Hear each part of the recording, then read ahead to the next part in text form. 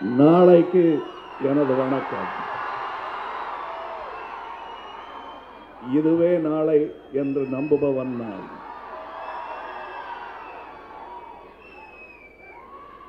இந்த நாளைய தலைவர்களின் கல்வியை புகட்டும் ஆசான்கள் இங்கே அமர்ந்திருக்கிறார்கள்.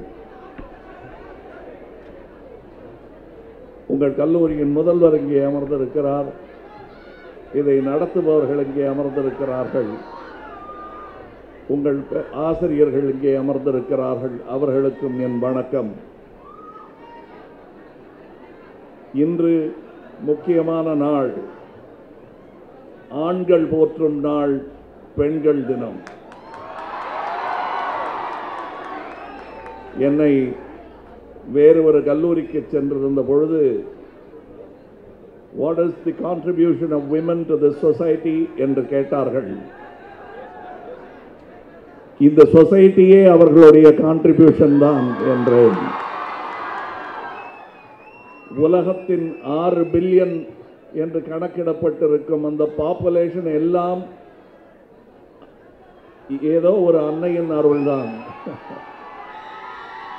ஸோ நாம் எல்லோரும் அதை போற்ற பழகியவர்கள்.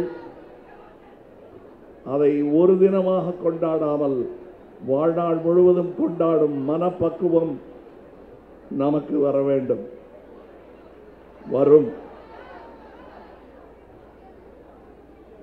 அப்படி என்றால் பெண்கள் பாதுகாப்பு என்பது நமது கடமையாகிவிடும், நமது பயமாக இருக்காது.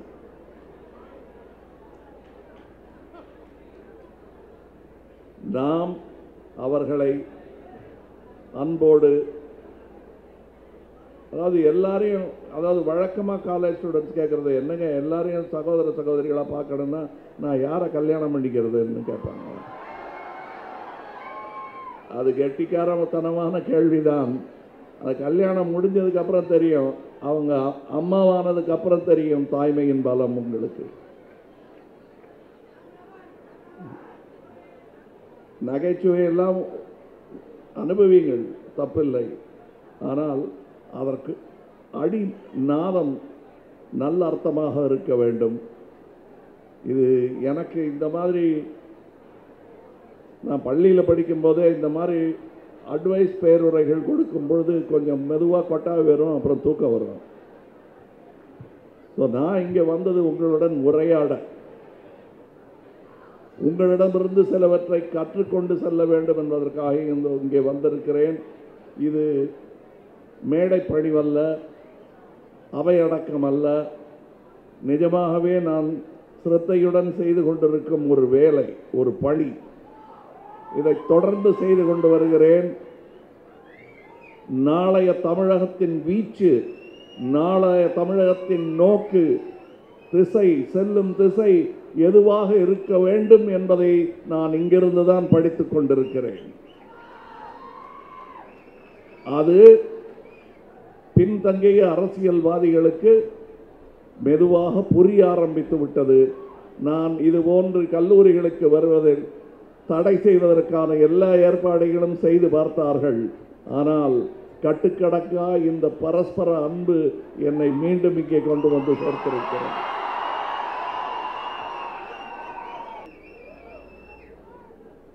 கூடி கலைவது கூட்டம், இது சங்கம்.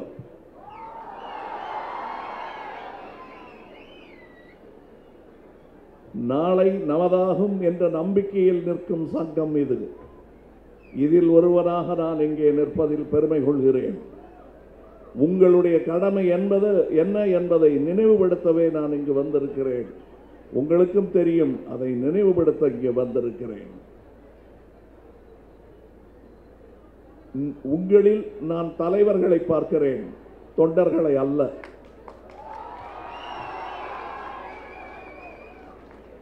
அந்த நம்பிக்கையுடன் உங்களுடன் உரையாட காத்திருக்கிறேன். வாரும் தோழரே, உரையாடுவோம். நன்றி. வணக்கம்.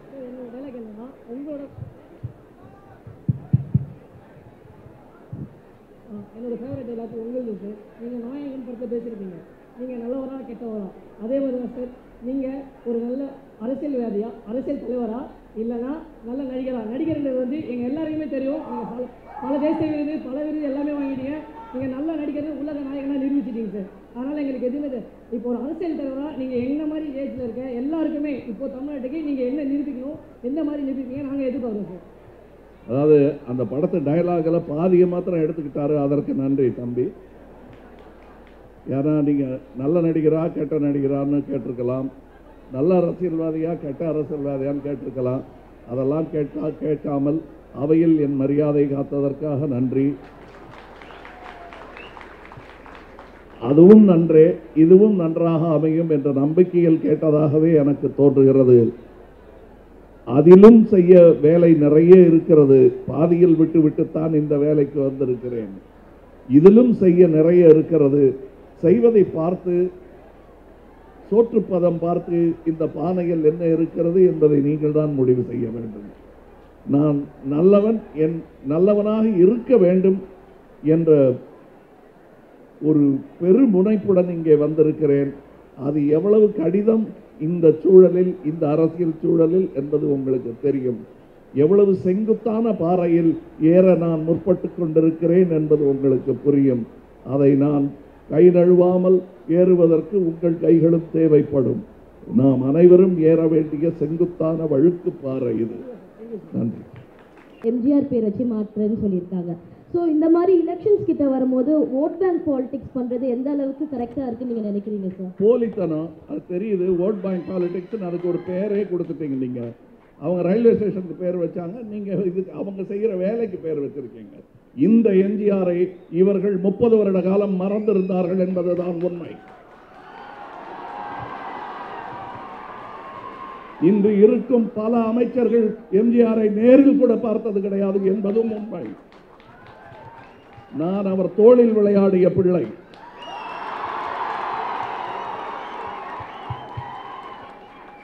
எனக்கு மற்றவங்கெல்லாம் அவரை வாத்தியார்னு சொல்லுவாங்க. எனக்கு நிஜமாகவே நீச்சல் கற்றுக் கொடுத்த வாத்தியார் அவர். நான் நீச்சல் கற்றுக்கொண்ட குளம் அவருடைய ராமாவரம் தோட்டத்தில் இருந்த அந்த ஒரு ஸ்விம்மிங் பூல். அந்த நீச்சல் குளத்தில் நீச்சல் கற்றுக்கொண்டவர் நான். எனக்கு அப்பொழுது வயசு 6-7 இருக்கும். அந்த எம்ஜிஆரை பெரிய கட் அவுட்டாக பார்த்து பின் சிறுக சிறுக ஸ்டாம்ப் சைஸுக்கு குறுக்கியதை நான் பார்த்து கொண்டிருக்கிறேன். நீங்களும் பார்த்து கொண்டிருந்தீர்கள். இன்று வேலை வரும்போது ரயில்வே ஸ்டேஷனுக்கு பேர் வைக்கிறாங்க. எங்களுக்கு தெரியும் எப்போ அந்த பேர் வச்சிருக்கணும்னு. அப்படி வைக்கணும்னா ஆட்சிக்கு வந்தீங்கல்ல மறுபடியும் அவர் இல்லாத போது அப்போ வச்சிருக்கணும் கேட்டு. இப்போ ஒன்றும் கெட்டு போயிடல, தாமதமாக வந்திருக்கிறது அந்த பெயர். நன்றி. Sir, in your opinion, how a leader is evolved? In my opinion, நான் படத்திலேயே டயலாகா சொல்லியிருக்கேன், everyone is a born leader. You swam with 40 million of your brothers and sisters to reach your mother's womb. You were the winner among 40 million. You are already a leader. You are a leader. So that is how a leader is evolved right from the time is embedded into the womb. So you are potentially wasting the power of a leader by not realizing the fact that you are leaders, born leaders, born to lead this country. Yes, scream with that enthusiasm, but also act upon it. Act upon it. அப்படின்னா என்ன பண்ணோம்? எல்லாரும் கரை வேட்டி போட்டுக்கிட்டு தோளில் துண்டு போட்டுக்கிட்டு அரசியலுக்கு வரணுமான்னு கேட்டிங்கன்னா, அது செய்ய தகுதியுள்ளவர்கள் வாங்க. அதுக்கு கரை வேட்டியெல்லாம் இருக்கு. நீங்கள் என்ன ட்ரெஸ் போட்டிருக்கீங்களோ இதே மாதிரி வரலாம், அப்படியே வாங்க. ஆனால் செய்யும் வேலை தான் முக்கியம். அதில் கரை இருக்கக்கூடாது. வேட்டியில் கரை இருக்க வேண்டியது முக்கியம் இல்லை, அதில் கரை இருக்கக்கூடாது. அது இல்லாமல் செய்யுங்கள். பாக்கி நேரத்தில் நாங்கள் எப்படி அரசியலில் ஈடுபடலாம் என்று கேட்டால், எல்லோரும் அரசியலில் ஈடுபட்டதனால் தான் இந்தியாவுக்கு சுதந்திரம் கிடைத்தது. அதில் முயற்சி செய்யாமல் ஒதுங்கி இருந்தவர்களுக்கும் சேர்த்து வாங்கி கொடுத்தோம் நாம் சுதந்திரத்தை. அதுபோல் நீங்கள் செய்ய வேண்டியது உங்கள் ஓட்டுரிமையை அனாயாசமாக களைந்து விடாதீர்கள். அது மிக முக்கியமான ஒரு அஸ்திரம். அதை பயன்படுத்துங்கள். அந்த மந்திர சக்தியை நீங்கள் பயன்படுத்த முடியும். அந்த பொட்டு அவர்களுக்கு நீங்கள் சிலம்பத்தில் சொல்லுவாங்க பொட்டு வைக்கிறதுன்னு, அந்த மாதிரி இந்த பொட்டு இந்த கொள்ளையர கூட்டத்துக்கு வைக்கிற நெத்தியில் பொட்டாக இருக்கும். அது உங்களால் அதை செய்ய முடியும். அதை செய்யுங்க போதும். அது அந்த அந்த அத்தனை 100 மீட்டரோ 200 மீட்டரோ அந்த வாக்குப்பெட்டி வரை நடந்து செல்ல வேண்டியது. சுற்றி இருக்கும் அசிங்கங்களை எல்லாம் பார்த்து அதற்கு முன்னால் கொஞ்சம் கோபப்படுங்கள். ஒரு 5 நிமிடம். யாருக்கு ஓட்டு போட வேண்டும் என்று உங்களுக்கே தெரியும், நான் சொல்லவில்லை. அந்த மாதிரி உங்கள் வாக்குகளை விரயமாக்கி விடாதீர்கள். அதுதான் நீங்கள் நாட்டுக்கு செய்ய போகும் பெருங்கடமை. ஏங்கிறத சொல்றேன். 34% are youth and new voters. That's enough to form a government.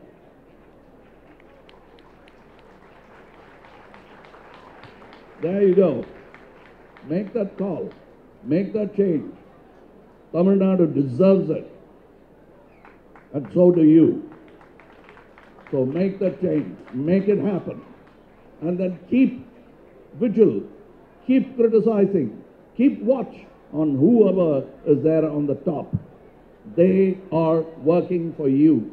You are the leaders. You are the boss. Do not ever forget it. One generation like me have forgotten it and almost ended up as slaves.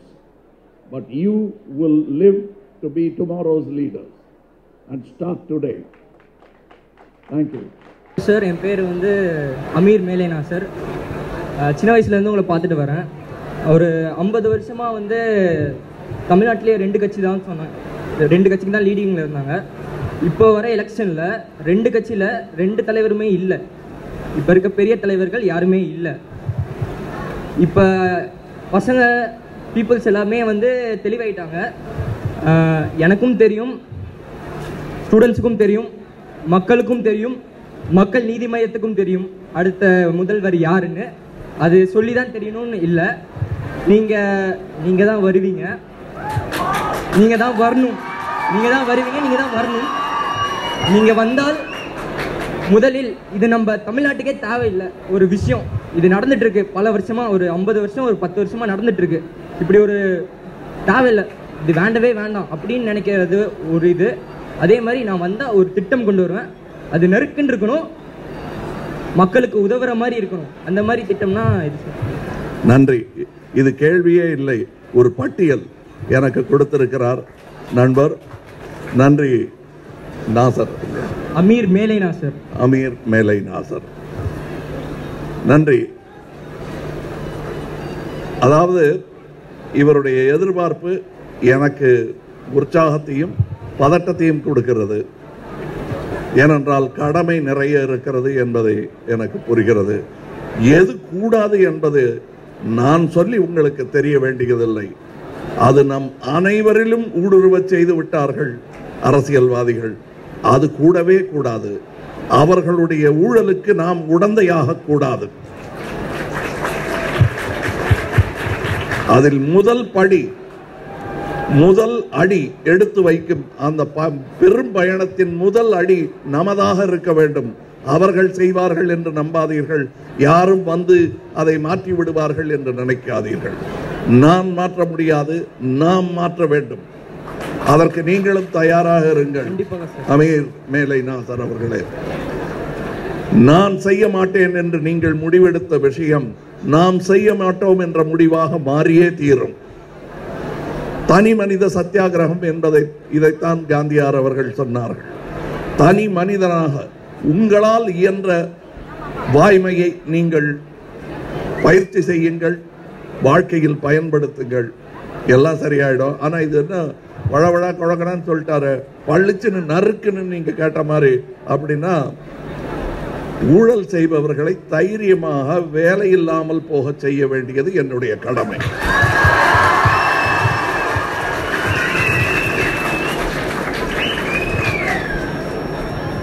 எனக்கு பிறகு வருவது இன்னொரு ஹாசனாகத்தான் இருக்க வேண்டும் என்று இல்லை, நாசராக கூட இருக்கலாம். அப்படித்தான் இயங்க போகிறது மக்கள் நீதி மையம். குடும்ப அரசியலும் வாரிசு அரசியலும் அறவே நீங்க வேண்டும் என்பது மக்கள் நீதி மையத்தின் ஆசை. அது இல்லாமல் அவர்கள் செய்ய வேண்டும் என்று அப்படி அந்த பக்கம் கையை சுட்டி காட்டாமல் இவர்கள் செய்ய மாட்டார்கள் என்று என் கூட்டத்தை பார்த்து நான் சொல்ல கொள்கிறேன்.